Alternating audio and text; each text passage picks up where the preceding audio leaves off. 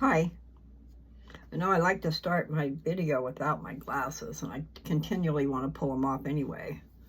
But I have a scripture I want to read to you guys. I want you to pay close attention to it. I only have a few minutes, so I'm just going to read this scripture, which is 3rd Nephi, which is in the Book of Mormon. Okay, you find 3rd Nephi, and then you go to the first chapter, and then you go down to verse 13 and 14. That's what I'm going to read. But if I were you, I would read the whole chapter. And not just the whole chapter, I would read the whole book. And I have done that. I have read 3rd Nephi on here. So if you wanted to look it up, it would probably be a 3 and RD. 3rd Nephi, Nephi.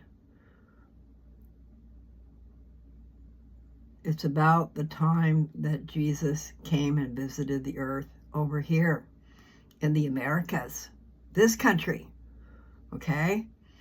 After he died on the cross and was resurrected, and then he tarried with the apostles 40 days over there. I'm not sure how long he stayed here with these people, but he came to this country. He chose another 12 disciples. He set up things here, just like he did over in the other country, over where Jerusalem is, okay?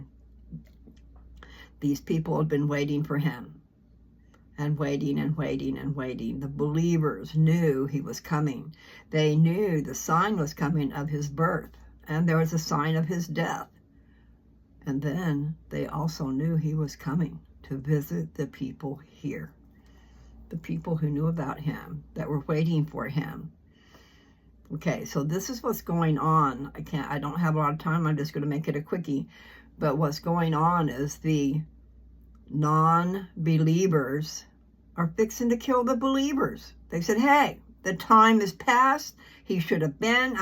The sign should have been given and all this stuff. And so they're fixing to kill the believers. And Nephi has been out praying mightily to the Lord all day. Probably a lot more than just that day, but all day. And then, this is what he says. Jesus appears. Okay, I gotta stop that. Okay, so that is too confusing. I'll come back to this later, but I've already read it all.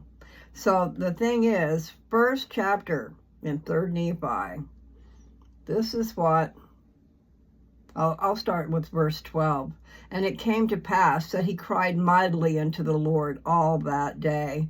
And behold, the voice of the Lord came unto him, saying, Lift up your head, and be of good cheer, for behold, the time is at hand.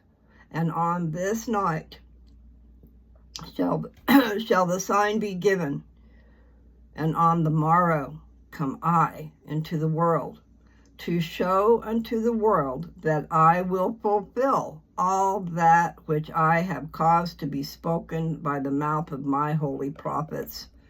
Behold, I come unto my own to fulfill all things, which I have made known unto the children of men from the foundation of the world, and to do the will both of the Father and of the Son, of the Father because of me, and of the Son because of my flesh. And behold, the time is at hand, and this night shall the sign be given. Boy, I don't know how to get rid of those things.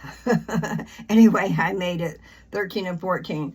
And so 15, and it came to pass that the words which came unto Nephi were fulfilled, according as they had been spoken.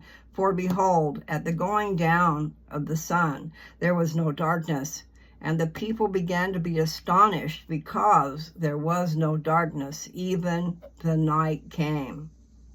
Wait a minute, when the night came. And there were many who had not believed the words of the prophets, who fell to the earth and became as they were dead. For they knew that the great plan of destruction which they had laid for those who believed in the words of the prophets had been frustrated, for the sign which had been given was already at hand. So I'm going to stop because I've got to go.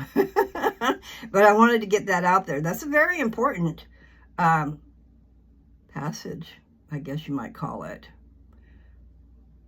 Jesus Christ is coming into the world to fulfill all the things he had the prophets preach and write. He's the great Jehovah. He is the God of this earth. And I don't quite understand that. The Father, because of, what did he say? I gotta go.